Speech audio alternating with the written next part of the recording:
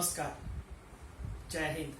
मी doctor Prabhakar Tanaji Mane, Jaysingpur college Jaysingpur या ठिकाणी आजच्या या यूट्यूब व्हिडिओच्या माध्यमातून राजकोषीय धोरण व त्याची उद्दिष्टे या शीर्षकाखाली आपल्याला अभ्यास करायचा आहे, चर्चा करायची आहे. ही सर्व चर्चा सर्व विद्यापीठाच्या BA BComच्या परीक्षेसाठी अत्यंत उपयुक्त आहे. त्याचबरोबर सर्व प्रकारच्या स्पर्धा परीक्षेसाठी देखील हे महत्त्वपूर्ण आहे.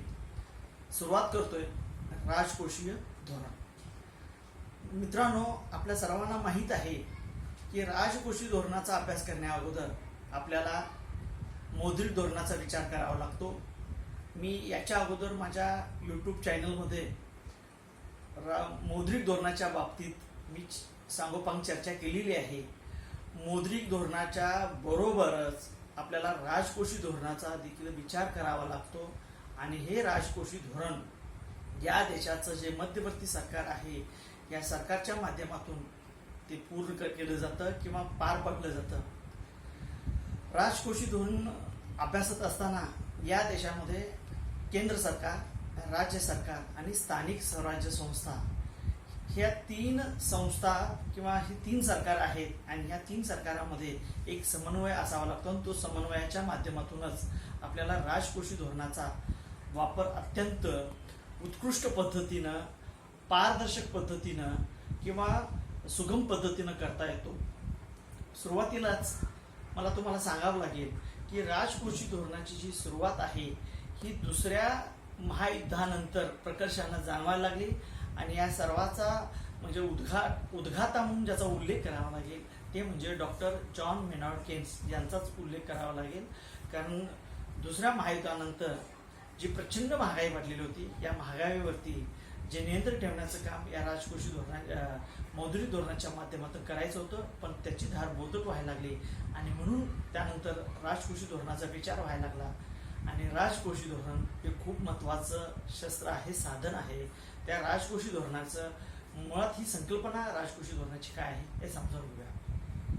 राजकोषीय धोरण म्हणजे काय?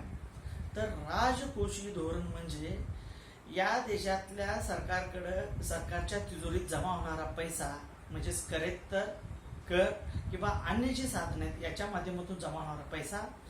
त्याचबरोबर हा जमा झालेला पैसा कशा पद्धतीनं तो खर्च केला जातो, तो खर्च कसा करावा याबाबतचं सरकारचं जे काही धोरण असतं हे धोरण म्हणजेच राजकोषीय धोरण होय. हे साध्या आणि सोप्या भाषेत आपण या राजकोषीय धोरणाची संकल्पना समजावून घेतली.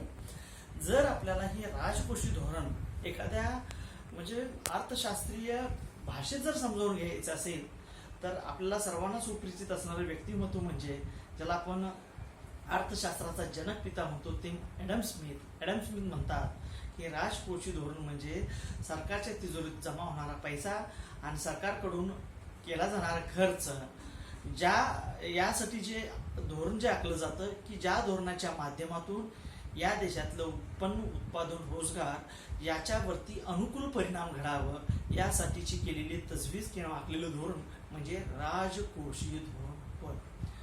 राजकोषीय धोरण हे इतकं महत्त्वाचं आहे आणि ज्याच्यामुळं आपल्याला सर्व काही प्रकारचे जे अपेक्षित जे काही बदल घडवून आणायचे आहेत ते सगळे बदल आपल्याला घडवून आणता येतात. आणि म्हणून या राजकोषीय धोरणाची काही उद्दिष्ट आहेत, ती उद्दिष्टे आपण जाणून घेतोय. आणि त्याच्यामध्ये पहिलं उद्दिष्ट आपल्या समोर येतं ते म्हणजे आर्थिक स्थैर्य. जसं मौद्रिक धोरणामध्ये आर्थिक स्थैर्य महत्त्वाचं आहे तसंच राजकोषीय धोरणातलं हे अत्यंत महत्त्वाचं उद्दिष्ट आहे. आर्थिक स्थैर्य याचा अर्थ आर्थिक अस्थिरता होऊ नये असा देखील त्याचा अर्थ होतो. आर्थिक स्थैर्य याचा अर्थ किमतीत प्रचंड बदल होत आहेत, तो बदल पूर्णतः संपूर्ण असा देखील त्याचा अर्थ होत नाही. तर आर्थिक स्थैर्य म्हणजे किमतीमध्ये जेवढं काही बदल घडवता येतील, बदलामध्ये जेवढं अंतर कमी करता येईल याच्यासाठीचं हे उद्दिष्ट आहे. आपल्याला माहित आहे, सर्वांना लक्षात येतच की आर्थिक स्थिरता जर असेल तर तो देश हा विकासाच्या मुख्य प्रवाहामध्ये जातो. पण आर्थिक अस्थिरता निर्माण झाली की ज्याच्यामुळं तेजी आणि मंदी म्हणजे तेजी मंदीमुळे आर्थिक अस्थिरता निर्माण होते आणि ही आर्थिक अस्थिरता कुठल्याही देशातल्या सरकारला किंवा जनतेला अपेक्षित नसतं आणि म्हणून या देशाचं जे मध्यवर्ती सरकार असतं हे मध्यवर्ती सरकार याच्यामध्ये तेजी आणि मंदी याच्यामध्ये प्रचंड बदल होता कामा नये आणि म्हणून आर्थिक स्थैर्यता निर्माण कशी होईल या अनुषंगानं राजकोषीय धोरणाच्या माध्यमातून करेत्तर उत्पन्न सार्वजनिक खर्च अंदाजपत्रकीय धोरण याचा वापर करून ही आर्थिक स्थिरता आणली जाते. आपण ही सगळी चर्चा करत असताना दुसरी गोष्ट आपल्याला प्रकर्षानं जाणवते जी स्वातंत्र्यपूर्व काळामध्ये होती, जी स्वातंत्र्यानंतर देखील आहे आणि स्वातंत्र्यानंतर ती प्रकर्षानं जाणवते, ती म्हणजे आर्थिक विषमता. आणि राजकोषीय धोरणातलं दुसरं उद्दिष्ट आपण जर समजावून जर घ्यायचं असेल तर आर्थिक विषमता कमी करणं.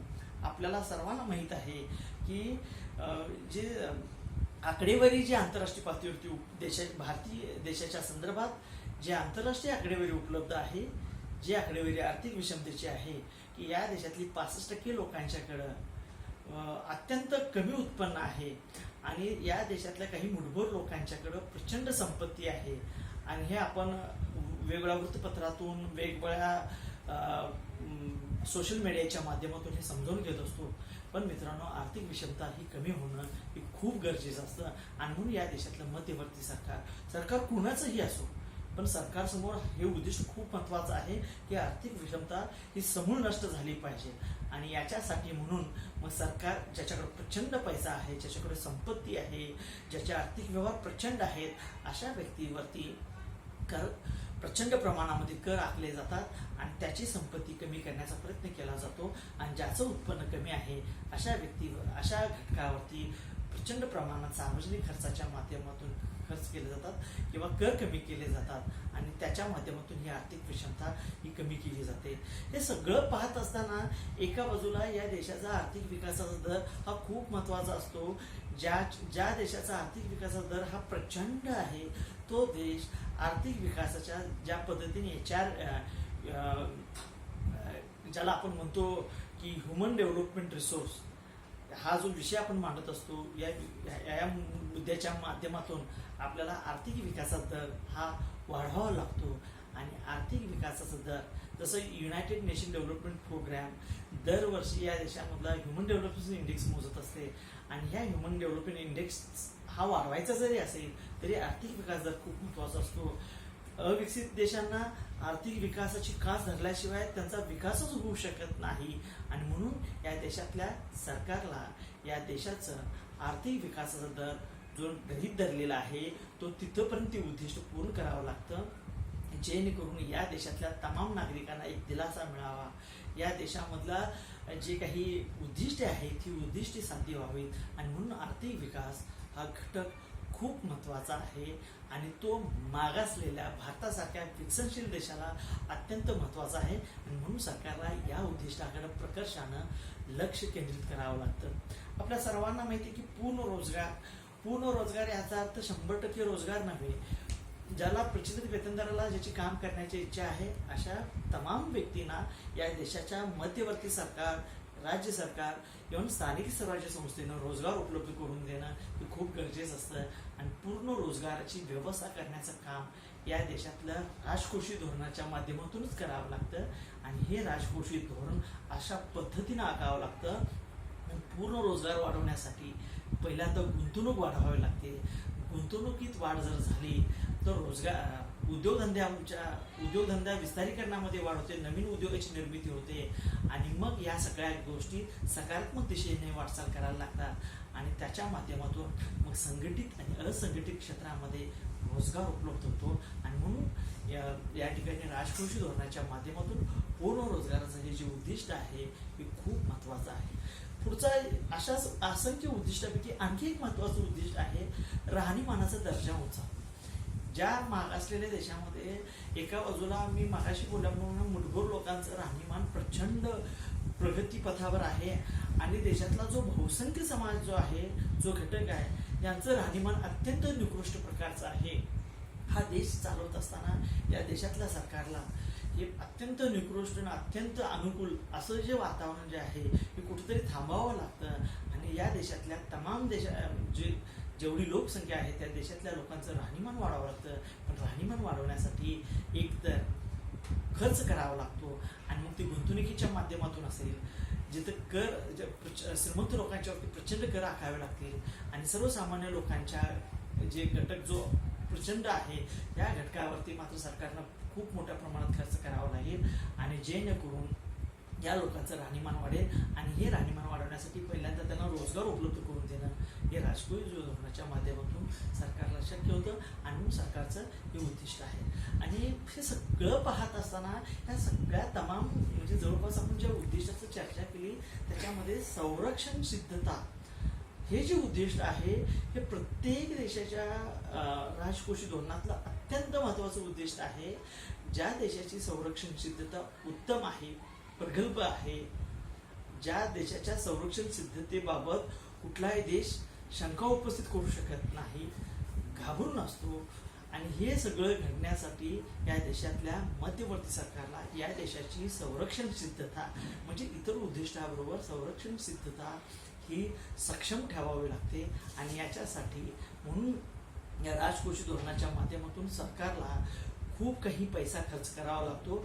म्हणजे विमान खरेदी करणं असेल, तोफखाना खरेदी करणं, दारुगोळा खरेदी करणं असेल किंवा संरक्षणामधले जे काही घटक आहेत की ज्या घटकाची आवश्यकता आहे अशा सगळ्या घटकांच्यावरती म्हणजे संरक्षण सिद्धता जेवढी मजबूत होईल याच्यासाठी सरकारला जेवढा खर्च करावा लागतो तो सगळा खर्च करावा लागतो. मला इथं सांगावं लागतं की जे धोरण मौद्रिक धोरणाच्या माध्यमातून जे काही उद्दिष्ट आपल्याला साध्य करता येत नाही ती उद्दिष्ट या देशाच्या मध्यवर्ती सरकारच्या माध्यमातून म्हणजेच राजकोषीय धोरणाच्या माध्यमातून गल्लीपासून दिल्लीपर्यंत सर्व प्रकारची घटकांना त्याचा फायदा व्हावा हा हेतू डोळ्यासमोर ठेवून राजकोषीय धोरणाच्या माध्यमातून हे सगळे उद्दिष्ट साध्य करता येतात. आणि म्हणून मौद्रिक धोरणाच्या जोडीला हे राजकोषीय धोरण अत्यंत महत्त्वाचं आहे. आणि आपला देश या विकासाच्या मुख्य प्रवाहामध्ये आणायचा असेल किंवा UNDPनं जाहीर केलेली जी यादी असते त्या यादीतल्या काही पहिल्या 20 मध्ये जर आपल्याला जर घ्यायचं असेल तर राजकोषीय धोरणाची कास ही प्रामाणिकपणे धरली पाहिजे, पारदर्शकतेने केली पाहिजे, तरच हा देश एका वेगळ्या पातळीवर तो पोहोचू शकतो. या ठिकाणी ही राजकोषीय धोरणासंदर्भाची एवढीच माहिती खूप महत्त्वाची आहे. धन्यवाद. जय हिंद.